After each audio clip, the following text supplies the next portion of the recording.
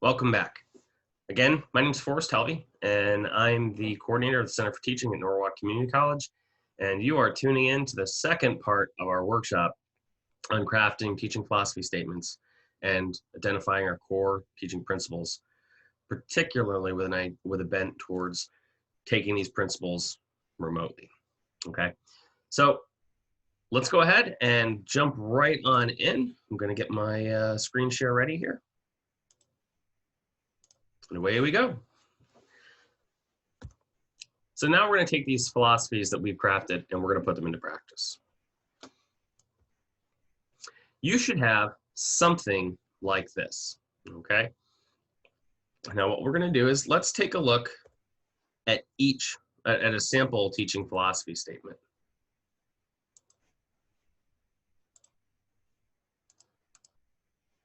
Here we have Pat T. Jones, who has crafted a teaching philosophy statement for you to take a look at. And for those of you who looked at the sample, this is the one that we looked at before. Now, the recommendation, is to keep this at about 2 pages in length, not to exceed that. You don't want to make this too bulky and cumbersome. But you can see that there's a teaching objective. In terms of teaching methods, there's a little bit more development here, and maybe there's some space for some revisions, but again, each paragraph is relatively tight. We get into areas of assessment, and you're going to notice within each paragraph, the writer goes ahead and opens up with kind of a clear topics, sentence or guiding statement.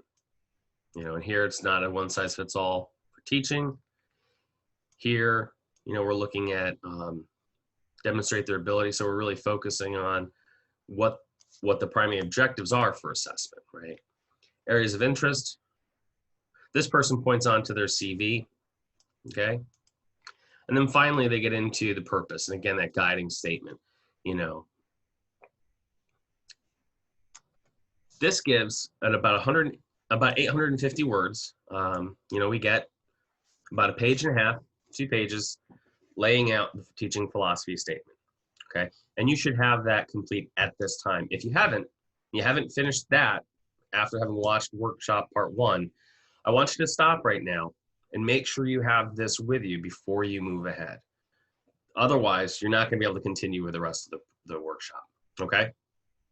Now, let's go ahead and for the moment, go back to our discussion here of the philosophy statements.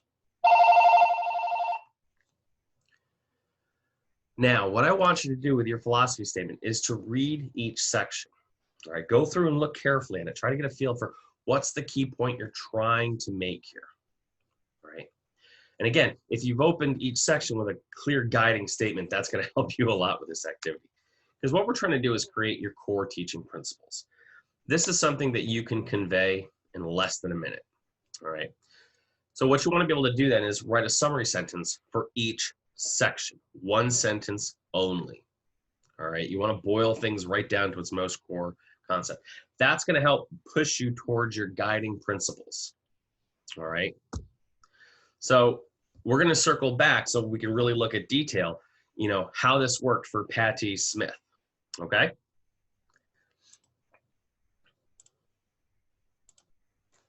As I scroll down, Patty's already done the work. Thanks, Patty. All right. And so what happened here is you have a summary sentence.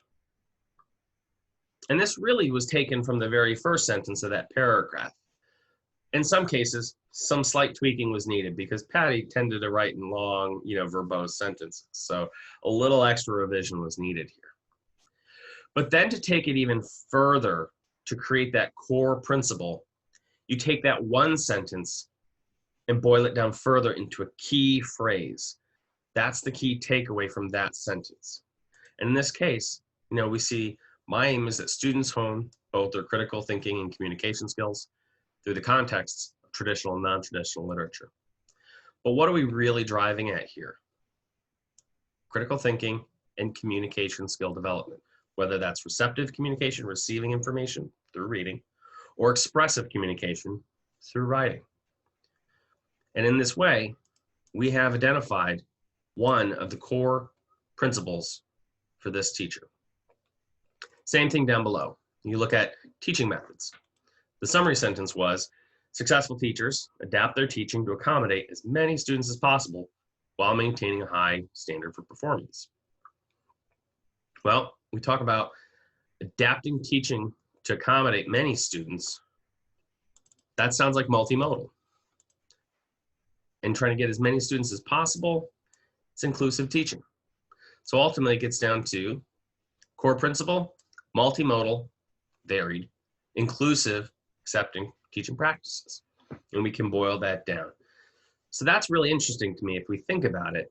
Let's circle back up to the teaching philosophy statement for a second. If you have multimodal inclusive practices, but look how much the writer had for methods of instruction. It's the largest section, 3 full paragraphs right here. And yet, able to boil that right down to 4 words, okay? And so you can see as we work our way through this, every section has a summary sentence, which in turn was boiled down even further. And ultimately, we have our core teaching philosophy principles. 850 words, but now boiled down just to 19, okay? So what I want you to do at this point is you can pause the video or you can stop it and come back to it later. But I want you to go through this practice. I want you to develop first summary sentences for each section and then boil those down even further into your core teaching philosophy principles. This is going to be really important because we're going to be looking at how do I take this boiled down, condensed set of principles and use them as we shift largely from on-site teaching into remote learning in the year ahead. Okay, so go ahead, pause the video, and then when you're all set, come on back.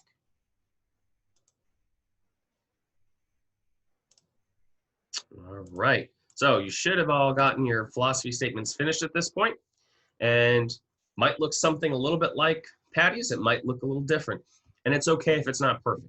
For right now, we're crafting. This is a constantly living document. It doesn't get used once. You're going to be working on it, over time. But let's see how we can apply this to our use as we particularly shift into online learning. Now, before we do that, grab a piece of scratch paper, and I want to do a stop and jot.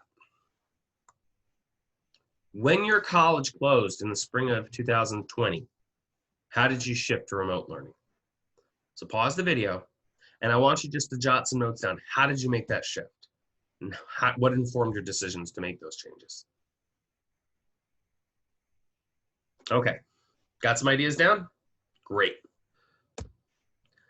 One more question for you. So go ahead and pause the video once we're set here. But what technology supported you, and what technology may have knocked you down or held you back? So pause the video and jot some responses to that. All right, let's move ahead.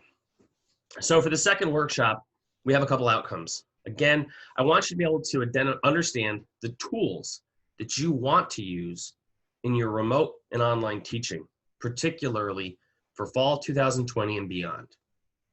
Second, I'd like you to use your core principles from your teaching philosophy statement to help inform the appropriateness of the selection of technology. So how are you using those principles to inform what you will and will not use? Okay? Now, let's take a look. This is something really interesting that I found, and it's called the crisis strategy, which feels all too appropriate for what we're kind of existing in right now in this post-COVID-19 learning environment. But the crisis strategy is simply a tool, like any, strategy or any, theory. It's meant as a framework to help you get to a certain point. And in this case, get to a point where you know what technology will work for you and what won't work for you. All right. So the first part is capability. What are the capabilities of the learning platform? So if you're thinking about Blackboard discussion boards, what can this offer you and your students in the context of your classroom? Reliability. Are your plans and software reliable? Okay. We had some questions about, certain video conferencing software. Is it reliable? Is it safe?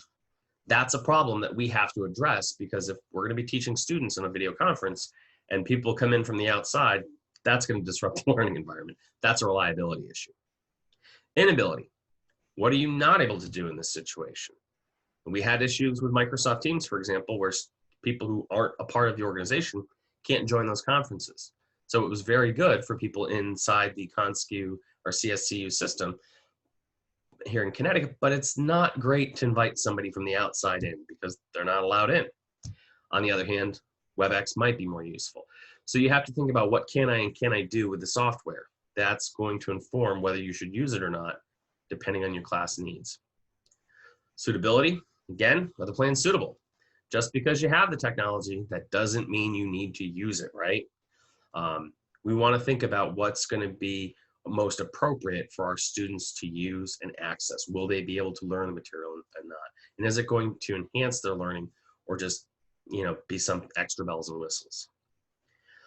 Ingenuity, you know, can you be creative is how I think about this.